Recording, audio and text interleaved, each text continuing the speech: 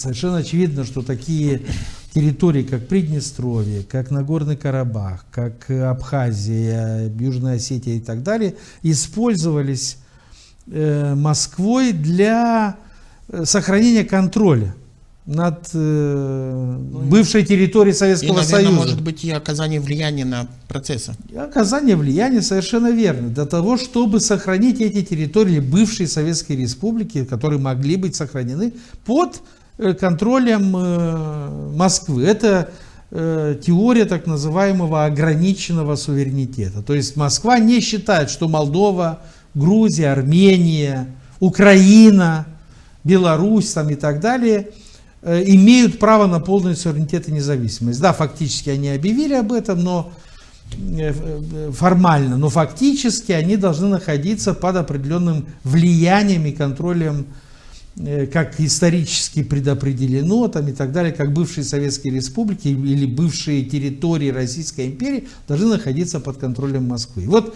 эти территории помогали Кремлю сохранять этот контроль.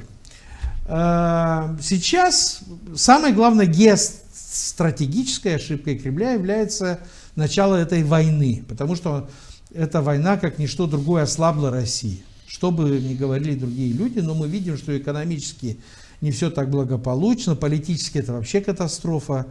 Россия стала страной-изгоем. Многие связывают с приходом Трампа там определенные, так сказать, изменения вот в отношении к России. Они могут быть, но восстановить свое влияние и авторитет Россия так быстро не сможет. Поэтому ресурсов не хватает, влияния не хватает, и она, можно это назвать что-то провалы геополитические, а можно сказать, что она предает этих людей, сдает их. Она отказывается от них.